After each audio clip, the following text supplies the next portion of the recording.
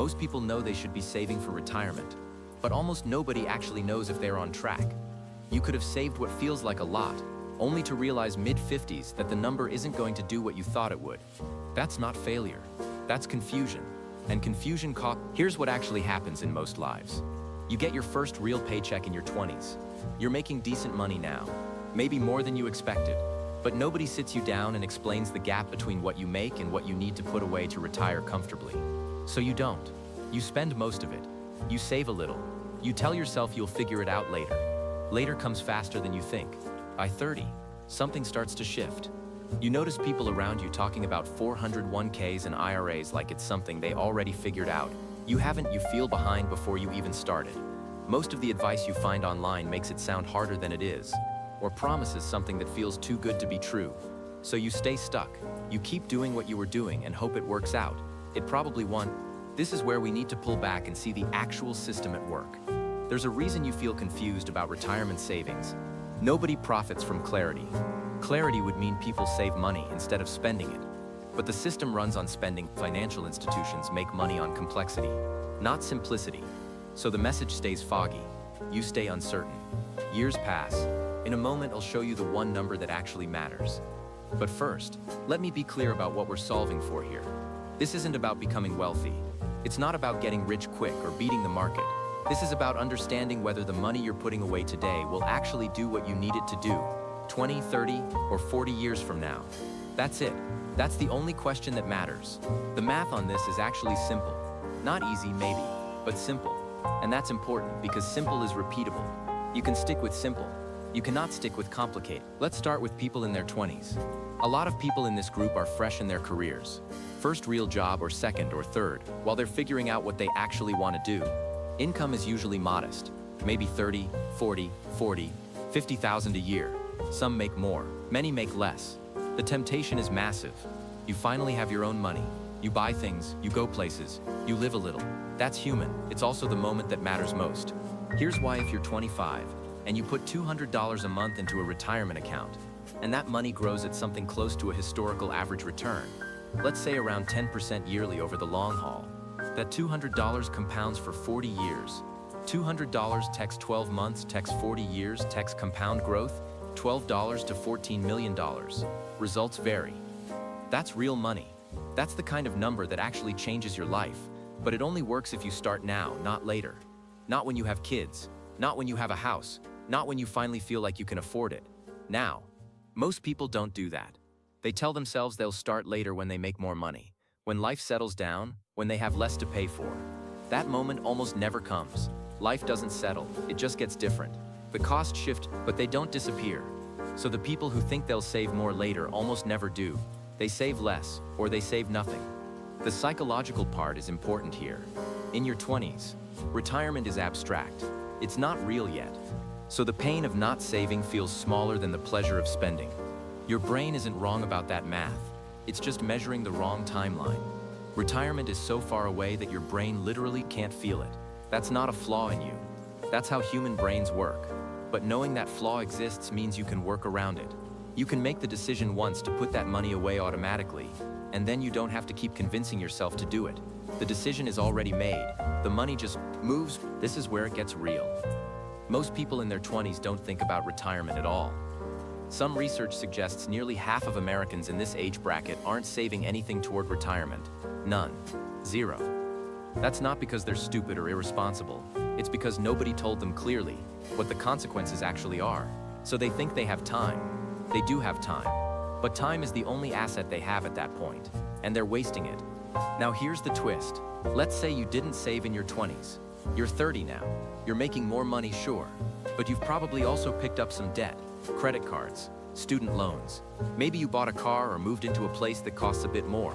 The money you have going in is higher, but the money you have going out is higher too. It feels like you're in the same place, just with bigger numbers. You're not worse off than you were at 25. You might be better off in absolute terms, but in terms of retirement preparation, you just lost ground. This is the decade where most people make a mistake. They see that they're behind. They see that they need to make up time. So they try to catch up by investing more aggressively or taking bigger risks. That's one approach. But here's the problem with that approach.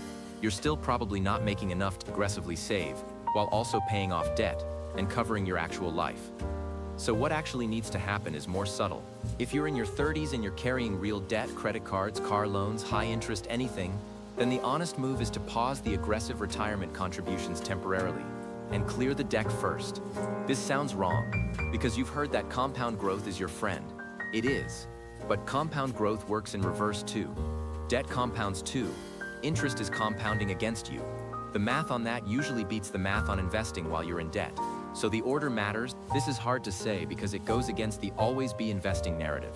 But the narrative assumes you don't have $10,000 in high interest debt. If you do, that debt is a bigger drag on your long-term wealth than the investing could ever make up for. So the clean sequence is clear. The urgent debt, build a small emergency buffer, maybe $5,000, and then shift to consistent investing. This takes a couple of years, usually. You're not losing everything, you're just reordering things so they actually work. Once you've cleared the debt and you have that emergency cushion, then the 15% figure starts to matter.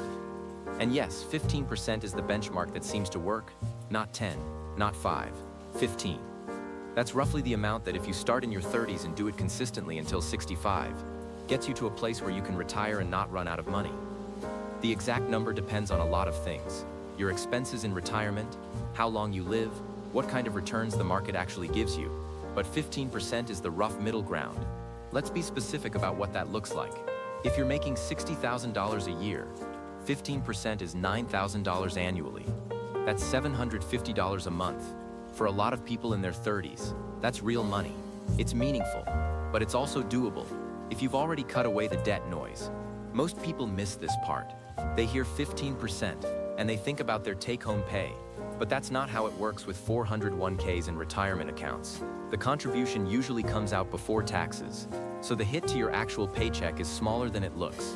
If you earn $60,000 and contribute 15% pre-tax, your immediate take-home loss is closer to $500,550 monthly, not the full $750. Results vary. That distinction matters because it makes the thing actually possible. This is the part nobody notices. By the time you hit your 40s, something has shifted in most people's lives.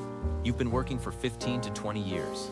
You're making decent money now, more than you were, maybe significantly more. But here's the trap. Your life has also expanded. You probably have a mortgage now, or an expensive rental, maybe kids, maybe a car that's nicer than the one you had before.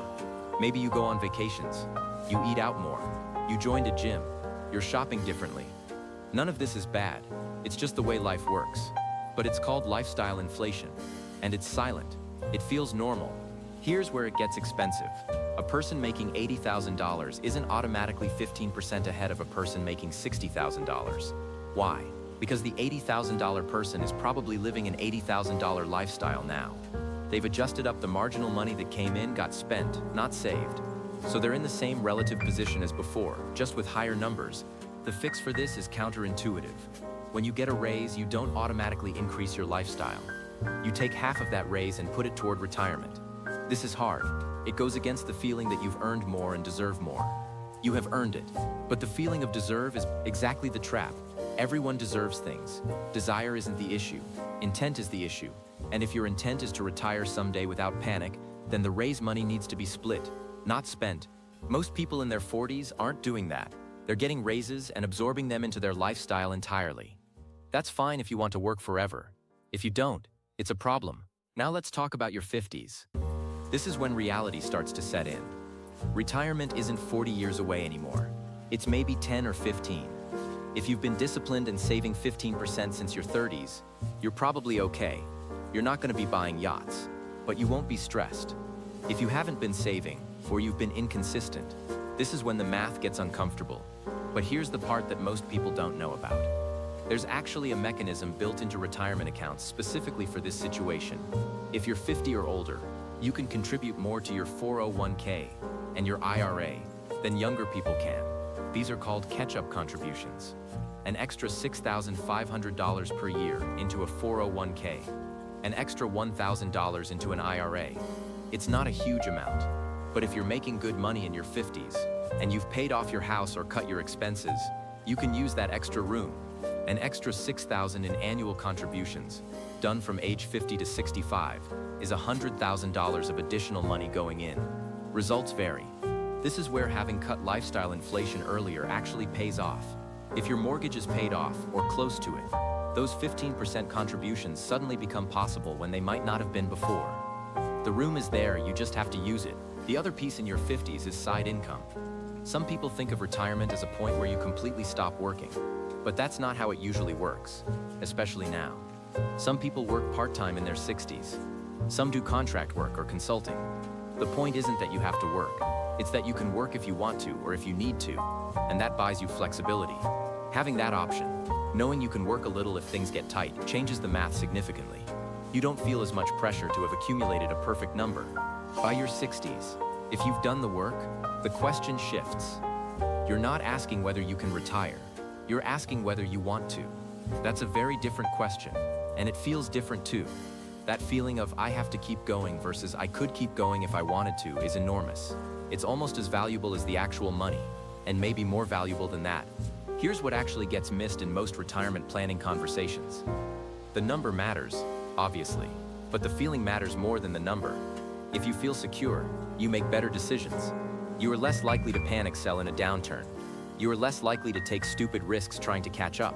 You're less likely to work yourself into burnout, trying to squeeze out a few more percentage points of returns. Security is worth real money in terms of the mental clarity it gives you. Most people miss this part. They're so focused on the math that they forget about the psychology underneath it. The math tells you the target. The psychology determines whether you actually hit it. So let's bring this together. The core number is 15%. That's the rough benchmark. But the real picture is more like this. In your 20s, even a small amount compounds into something real if you just start in your 30s. The move is to clear debt and then lock in 15%. In your 40s, the trap is lifestyle inflation. You have to consciously not spend the raises. In your 50s, the relief is catch-up contributions and the possibility of working part-time if needed. By your 60s, if you've been steady, the question is, no longer can I retire, but do I want to? Each of these stages has its own flavor, its own trap, its own tool.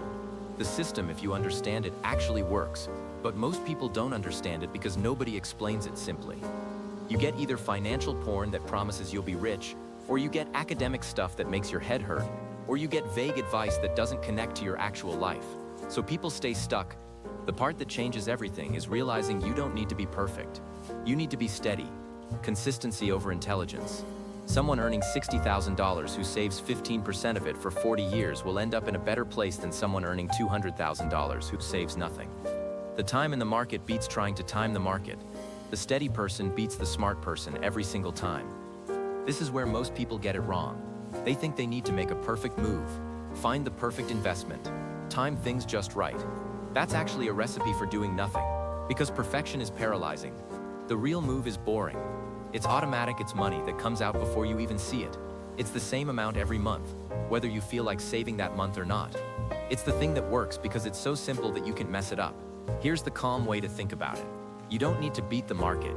You don't need to be a genius with money. You just need to take 15%, let it sit in something reasonable, and then have the discipline to do that for a long time. That's it. That's almost the whole game. 3 things to lock in. 1. Start something in your 20s, even if it's small, because time is your only infinite asset then. 2. Clear the urgent stuff in your 30s, so that you can actually breathe and build from a solid foundation. 3. Don't let your lifestyle expand faster than your savings rate in your 40s and 50s, because that expansion is the thing that will ambush you. If you're watching this and you're in your 20s, you already won. You just don't know it yet. You have something that nobody else can buy: decades of time. If you're in your 30s, you're on track if you've cleared the debris. If you're in your 40s, the next move is brutal honesty about whether you're saving 15% or letting inflation eat your raises. If you're in your 50s, you still have time to catch up more than you think. If you're in your 60s, you've got options, and options matter. This system works because it's not about being extraordinary. It's about being ordinary, consistently. Most people just don't do the ordinary thing consistently. They do it for a while, then they stop, or they never start. Or they start but they change the plan every time the market moves. The people who win are just the people who set it and don't touch it. The last piece is this. You're not bad with money. The system is designed to confuse you.